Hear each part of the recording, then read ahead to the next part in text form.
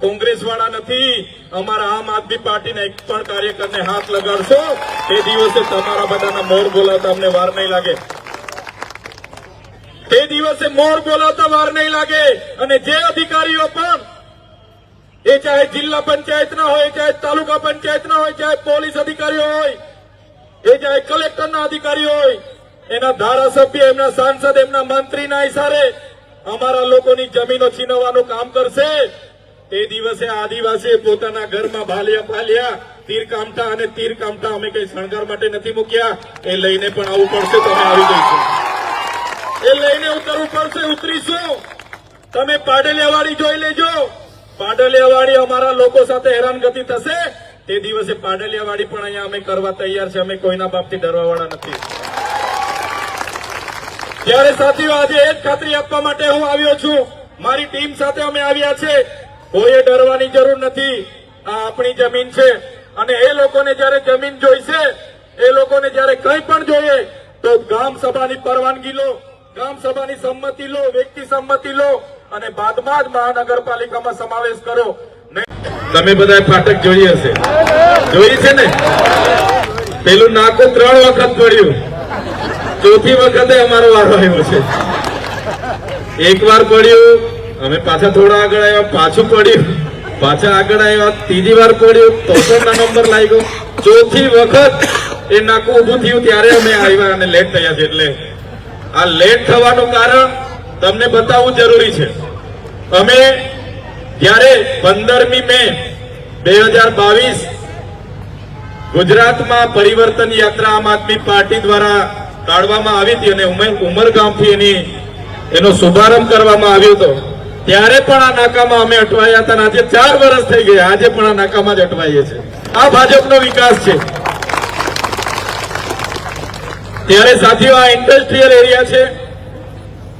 અહીંયા એશિયાની બીજા નંબરની ઔદ્યોગિક વસાહતો છે। ઘણા આપણા પરિવારના યુવાનો વડીલો આ કંપનીઓમાં કામ કરે છે। ત્યારે ગુજરાત સરકાર, ભારત સરકાર મોટા મોટા બણગાઓ ફૂંકે છે, પણ જે બંધારણમાં કામદારો માટેની જોગવાઈઓ છે, પણ જે બંધારણમાં કામદારો માટેની જે વ્યવસ્થાઓ છે, જે કાયદાઓ બનાવ્યા છે, એ કાયદાઓ આજ દિન સુધી એક વર્કરો માટે, કામદારો માટે આ સરકાર લાગુ કરાવી શકી નથી। સરકાર માત્ર ઉદ્યોગપતિઓનું સાંભળે છે।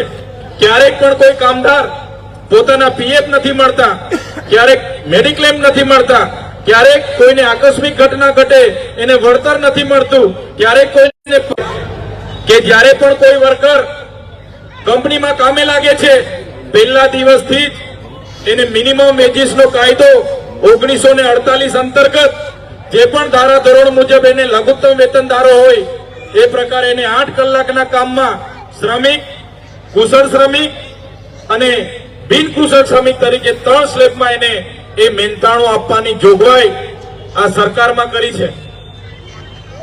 પણ આજે કંપનીઓ અમલ નથી કરી રહી। બંધારણની જોગવાઈ હોવા છતાં એમના અધિકારીઓ અમલ નથી કરી રહ્યા, એમનો એસોસિએશન અમલ નથી કરી રહ્યું, એના કંપની કારખાનાના માલિકો અમલ નથી કરી રહ્યા। આજે કેટલી કંપનીમાં આપણા લોકો 10-10 વર્ષથી કામ કરે છે, 8-8, 10-10 વર્ષથી કામ કરે છે, હજુ પણ એમને પગાર સ્લીપો આપવામાં આવતી નથી। કેટલો પગાર છે એમને એ આપવામાં આવતું નથી। આજે સરકાર કહે છે કે અમે કામદારો માટે કામ કરીએ છીએ, પણ બંધારણમાં એની જોગવાઈ છે કોઈ પણ વર્કર કામ કરે એને 12% પીએફ એના પોતાના પગારમાંથી કપાય અને 12% પીએફ એ સામેની કંપનીએ જમા કરવાનું હોય અને એ 24% લેખે એ કામદારને મળવું જોઈએ। આજે 8-8, 10-10 વર્ષથી આપણા લોકો કામ કરે છે, પોતાનું પીએફ તો 12% કપાઈ જાય છે, પણ કંપનીનું પીએફ કપાતું નથી, એમને મળતું નથી। કંપનીની પીએફની ભોગ એમને આપવામાં આવતી નથી, કંપની સાથે પીએફની લિંક એમને જોડવામાં આવતા નથી। એ પ્રકારે બોનસની કાયદામાં જોગવાઈ છે 1948, 1965 જે પણ બોનસના કાયદા બન્યા છે એમાં 8.33% બોનસ આપવાનું દર વર્ષે, વાર્ષિક પેકેજના 8.33% બોનસ આજ દિન સુધી આ કંપનીઓ આપણા વર્કરોને આપતી નથી। એ પ્રકારે તમે જોયું છે 8 કલાકનું વર્ક કરવાનું, પર ડે 8 કલાક, અઠવાડિયાના માત્ર 48 કલાક કામ કરવાનું હોય છે, છતાં કંપની વાળાઓ આપણા લોકોને 8 કલાકની જગ્યાએ 12 કલાક કામ કરાવીને શોષણ કરે છે. એનું વળતર, એની ઓવર ટાઈમ માટેની 2 ગણા રકમ આપવાની જોગવાઈ છે, છતાં કાયદાનું ઉલ્લંઘન કરીને કોઈ પણ કંપની એ આપણા વર્કરોને ઓવર ટાઈમ માટે 2 ગણી રકમ ચૂકવતી નથી. ત્યારે સાથીઓ, એ ઇન્ડસ્ટ્રીયલ ડિસ્પ્યુટ એક્ટ 1947 હોય, એ સેલેરી નો એક્ટ 1948 હોય, એ ઇન્ડસ્ટ્રીયલ એક્ટ 1948 હોય, કે બોનસ નો એક્ટ 1965 હોય, એ પીએફ ફંડ નો એક્ટ 1952 હોય, તમામે તમામ એક્ટ નો અહીંયા ઉલ્લંઘન થાય છે. છતાં સરકાર મૌન છે, કેમ કે ઉદ્યોગપતિઓથી ચાલતી આ સરકાર છે. ત્યારે અમે આ મંચ પરથી કહેવા માંગીએ છીએ, આમ આદમી પાર્ટી આવનારા દિવસોમાં વાપી જીઆઈડીસી માં જેટલા પણ વર્કરો કામ કરે છે, એ વર્કરોની સાથે જો કંપનીઓ શોષણ કરશે, અન્યાય કરશે, તો આમ આદમી પાર્ટીની આગેવાનીમાં દરેક કંપનીઓમાં જનતા રેડ કરવામાં આવશે.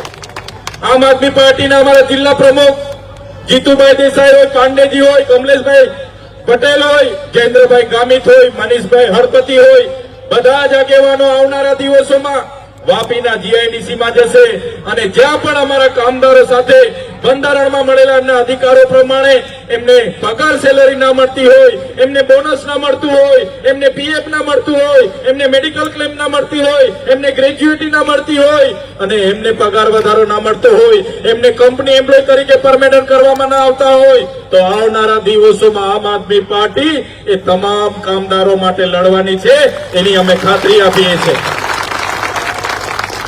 એક પ્રકારે સાથીઓ, હમણાં અમારા સાથી આગેવાનોએ જીગાભાઈ અમને આવેદન આપ્યું છે અને કહેવાય છે આવેદનમાં કે આદિવાસી વિસ્તારના 11 જેટલા ગામોને આ મહાનગરપાલિકામાં સમાવેશ કરવાની તજવીજ ચાલે છે. ખૂબ વિરોધ છે આ ગામોનો, છતાં સરકાર આ મહાનગરપાલિકામાં એમના કેટલાક બિલ્ડરોના કહેવાથી, કેટલાક ઉદ્યોગપતિઓના કહેવાથી એમાં સમાવેશ કરવા માટે જબરજસ્તી ત્યાં મોકલે છે. ત્યારે સાથીઓ, આજે જેટલા પણ પોલીસ અધિકારીઓ છે એમના ફરજ માટે આપણી સાથે ઉપસ્થિત થયા છે, એવા તમામ પોલીસ અધિકારીઓ માટે એકવાર જોરદાર આપણે તાળીઓ પાડી લઈએ.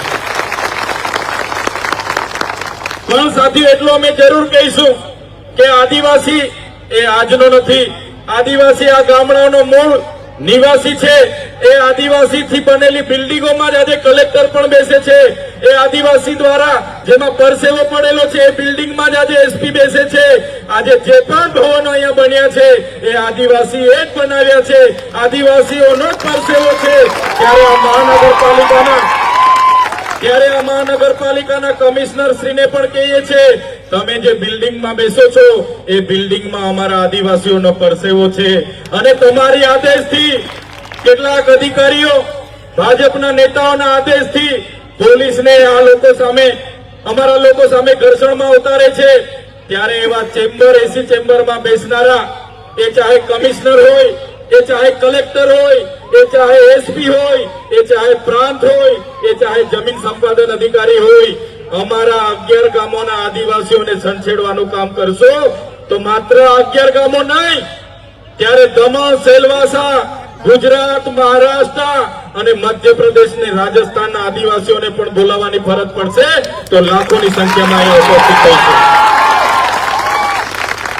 અમારા આદિવાસીઓને બંધારણની આર્ટિકલ 244 અંતર્ગત પોતાના ગામમાં, પોતાના ગ્રામ સભાને રૂઢિગત પરંપરાઓને માન્યતા આપી છે. અમારા આદિવાસીઓની જળ જંગલ જમીનો પરના અમારા પ્રાવધાનો છે. પેસા એક્ટ 1996 અંતર્ગત ગ્રામ સભાની પરવાનગી વગર તમે આવી રીતના નગરપાલિકામાં અમારા ગામડાઓની જમીનો સંપાદન નથી કરી શકતા.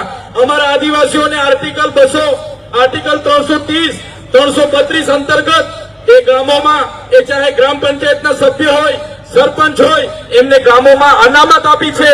એ રાજકીય અનામત તમે મહાનગરપાલિકામાં સમાવેશ કરીને ખતમ કરવાની વાત કરો છો. ત્યારે અમે પ્રશાસનને પણ કહેવા માંગીએ છીએ, અમે આદિવાસી સમાજ સાથે છે, આમ આદમી પાર્ટી આદિવાસી સમાજ સાથે છે.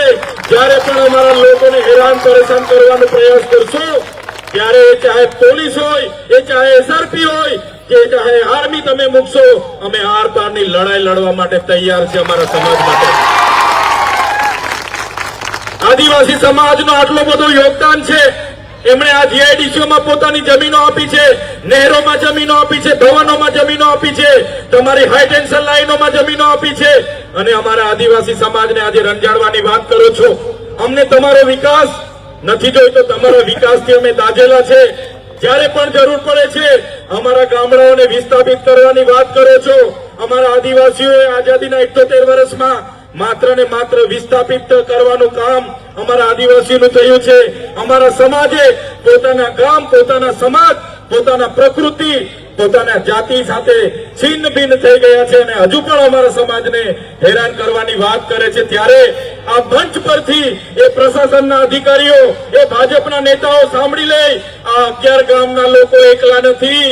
જ્યારે પણ જરૂર પડશે આખા ગુજરાતના આદિવાસીઓ અહીંયા ઉપસ્થિત થશે.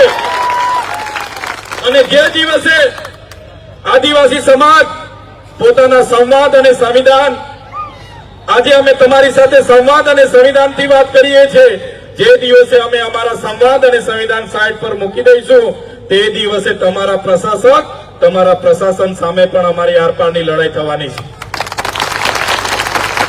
જ્યારે અમે ખાતરી આપીએ છીએ તમારા મુદ્દાને અમે અહીંયા નથી ઉઠાવવાના, અહીંયા જેટલા નથી ઉઠાવવાના, તમારા મુદ્દાને લઈને અમે વિધાનસભામાં પણ માન્ય ગોપાલભાઈ ઇટાલિયા સાથે આ મુદ્દો ઉઠાવીશું. જરૂર પડશે આ સડક પર ઉતરીશું, જરૂર પડશે કલેક્ટરની ઓફિસનો ઘેરાવો કરીશું, જરૂર પડશે એસપીની ઓફિસનો ઘેરાવો થશે, જરૂર પડશે કમિશનરની ઓફિસના પણ ઘેરાવા થશે.